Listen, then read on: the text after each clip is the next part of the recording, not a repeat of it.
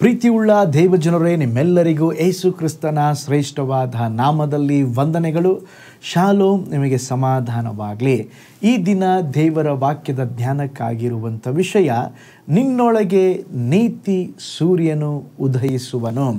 ಅದಕ್ಕೆ ಆಧಾರವಾಗಿ ಆದಿಕಾಂಡ 32ನೇ ಅಧ್ಯಾಯ 31ನೇ ವಚನ, ಅವನು ಪೆನುವೇಲನ್ನು ದಾಟುತ್ತಿರುವಾಗ ಸೂರ್ಯೋದಯವಾಯಿತು. ಈಗ ಓದಿಕೊಂಡ ವಾಕ್ಯ ಭಾಗದಲ್ಲಿ ಯಾಕೋಬನು ಪೆನುವೇಲನ್ನು ದಾಟುತ್ತಿರುವಾಗ ಸೂರ್ಯೋದಯವಾಯಿತಂತೆ.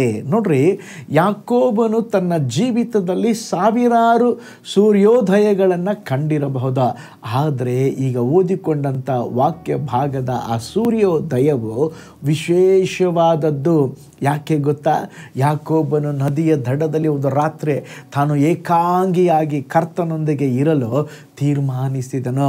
ಅವನೊಂದು ರಾತ್ರಿ ಕರ್ತನೊಂದಿಗೆ ಹೋರಾಡಿ ಪ್ರಾರ್ಥಿಸಬೇಕೆಂದು ತೀರ್ಮಾನಿಸಿ ತನ್ನ ಹೆಂಡತಿಯರು ಮಕ್ಕಳು ನದಿಯ ಆಚೆ ದಡದಲ್ಲೇ ಬಿಟ್ಟು ತಾನೊಬ್ಬನೇ ಒಂಟಿಯಾಗಿ ದೇವ ಸಮ್ಮುಖದಲ್ಲಿ ಕಾದಿದ್ದನು. ಕರ್ತನು ಅವನನ್ನು ಅಂದು ಅಲ್ಲಿ ಸಂಧಿಸಿದರು.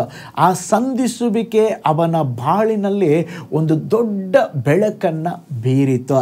ಅವನಲ್ಲಿ ಮಹತ್ಕರವಾದ ನಂಬಿಕೆಯು ಉದಿಸಿತು. ಅವನು ಪೆನುವೇಲನ್ನು ದಾಟುತ್ತಿರುವಾಗ ಸೂರ್ಯೋದಯವಾಯಿತೆಂಬುದಾಗಿ ಸತ್ಯ ವೇದ ಹೇಳುತ್ತದೆ. ಆ ರಾತ್ರಿಯೇ ಅವನ ಜೀವನ ಬದಲಾಯಿತು, ಅವನ ಹೆಸರು ಬದಲಾಯಿತು, ಅವನ ಸ್ವಭಾವ ಬದಲಾಯಿತು. ಅವನ ಜೀವಿತದಲ್ಲಿ ನಿಜವಾದ ಸೂರ್ಯೋದಯದ ಅನುಭವ ಉಂಟಾಯಿತು. ಕರ್ತನೊಂದಿಗೆ ಸಮಯವನ್ನು ಕಳೆಯಲು ನಾವು ತೀರ್ಮಾನಿಸುವಾಗ, ನಿಶ್ಚಯವಾಗಿ ನಮ್ಮ ಜೀವಿತದಲ್ಲಿ ಸಹ ದೇವರ ಬೆಳಕು ನಮ್ಮ ಮೇಲೆ ಉದಯಿಸುವಂಥದ್ದಾಗಿದೆ. ಪ್ರೀತಿಯುಳ್ಳ ದೇವಜನರೇ, ನಿಮ್ಮ ಜೀವಿತದಲ್ಲಿ ಅನೇಕ ಕತ್ತಲೆಯ ಹಾದಿಯಲ್ಲಿ ನೀವು ನಡೆದು ಬಂದಿರಬಹುದು. ನಂತರ ಏನು, ಮುಂದಿನ ಭವಿಷ್ಯತ್ತು ಹೇಗಿರುತ್ತದೆ ಎಂಬಂಥ ಭಯ, ಶೋಧನೆ ಎಂಬ ಕತ್ತಲು ಸ್ತೋತ್ರ ನಿಮ್ಮನ್ನು ಕಾಡಿಸುತ್ತಾ ಇರಬಹುದು. ಆದರೆ ಇವೆಲ್ಲವುಗಳ ಮಧ್ಯದಲ್ಲಿ ಹಲ್ಲೆಲೂಯಾ, ನೀವು ಧೈರ್ಯವಾಗಿರ್ರಿ. ಯಾಕೋಬನ ಹಾಗೆ ದೇವರನ್ನು ಸಂಧಿಸಲು ಬನ್ರಿ.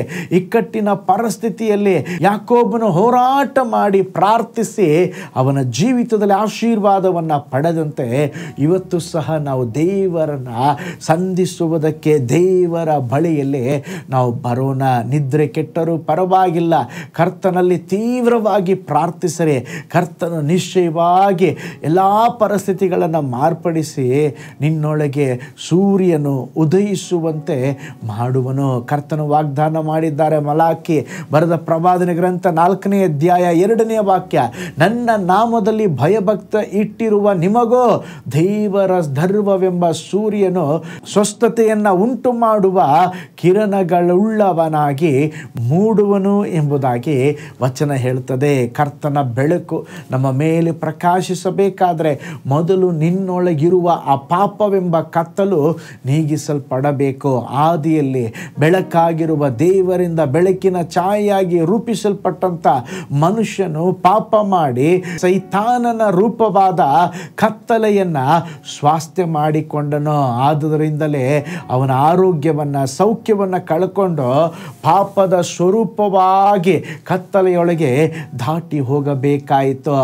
ಸ್ತೋತ್ರ, ಮಾನವನು ಕಳಕೊಂಡ ಬೆಳಕನ್ನು ಅವನಿಗೆ ಪುನಃ ಕೊಡುವುದಕ್ಕೆ ನೀತಿ ಸೂರ್ಯನಾದ ಯೇಸು ಕ್ರಿಸ್ತನು ಈ ಭೂಲೋಕದಲ್ಲಿ ಜನಿಸಿ ಬಂದರು. ಪ್ರೀತಿಯುಳ್ಳ ದೇವಜನರೇ, ನನ್ನ ಬಾಳಿನಲ್ಲಿ ಬೆಳಕು ಬಾರದ, ನನ್ನ ಜೀವಿತದಲ್ಲಿ ಸಮಾಧಾನದ ದಿನಗಳು ಬಾರದ, ಆಶೀರ್ವಾದದ ದಿನಗಳು ಬಾರದ ಎಂಬುದಾಗಿ ನೀವು ಅಂಗಲಾಚುತ್ತಿರಬಹುದು. ಈಗ ನೀತಿಯ ಸೂರ್ಯನು ನಿನ್ನ ಮೇಲೆ ಪ್ರಕಾಶಿಸಲಿಕ್ಕಿದ್ದಾನೆ. ನೀನು ಆ ನೀತಿ ಸೂರ್ಯ ಕ್ರಿಸ್ತನಿಗಾಗಿ ಪ್ರಕಾಶಿಸಬೇಕಾದ ಸಮಯ ಬಂದಿದೆ. ಯಾಕೋಬನ ಜೀವಿತದಲ್ಲಿ ಸೂರ್ಯೋದಯವಾದಂತೆ ನಿಮ್ಮ ಜೀವಿತದಲ್ಲಿ ಸಹ ನಿಶ್ಚಯವಾಗಿ ನೀತಿ ಸೂರ್ಯನು ಉದಯಿಸುವನು. ಕಣ್ಗಳನ್ನು ಮುಚ್ಚೋಣ, ನಾವು ಪ್ರಾರ್ಥನೆ ಮಾಡೋಣ. ಪರಲೋಕದಲ್ಲಿ ವಾಸ ಮಾಡುವ ನಮ್ಮ ತಂದೆಯಾದ ದೇವರೇ, ಅಂದು ರಾತ್ರಿ ಯಾಕೋಬನನ್ನು ಸಂಧಿಸಿ ಅಪ್ಪ, ಆ ಸಂಧಿಸುವಿಕೆಯಲ್ಲಿ ಅವನ ಜೀವಿತವನ್ನೇ ನೀವು ಬದಲಾಯಿಸಿದಿರಲ್ಲಪ್ಪ. ಅದೇ ವಿಧದಲ್ಲಿ ಸ್ವಾಮಿ ದೇವರೇ, ನಮ್ಮ ಜೀವಿತಗಳನ್ನು ಕೂಡ ದೇವರೇ ಒಂದು ಸೂರ್ಯೋದಯ ಉಂಟಾಗಲಿ ಸ್ವಾಮಿ. ನಮ್ಮ ಜೀವಿತದಲ್ಲಿ ಕೂಡ ನಿನ್ನ ಬೆಳಕು ನಮ್ಮ ಮೇಲೆ ಬಿದ್ದು ಪ್ರಕಾಶಿಸಲಿ ಎಂಬುದಾಗಿ ನಾವು ಪ್ರಾರ್ಥಿಸ್ತೇವೆ. ನಿನ್ನ ನಾಮದ ಮಹಿಮೆಗಾಗಿ ಜೀವಿಸಲಿಕ್ಕೆ ಕೃಪೆ ತೋರಿಸ್ರಿ, ಯೇಸುವಿನ ಹೆಸರಿನಲ್ಲಿ ತಂದೆಯೇ, ಆಮೇನ್. Price the lord. ಹಾಗಾದರೆ ನೀತಿ ಸೂರ್ಯನಾದ ಕ್ರಿಸ್ತನು ನಿಮ್ಮ ಮೇಲೆ ಉದಯಿಸಲಿಕ್ಕಿದ್ದಾರೆ.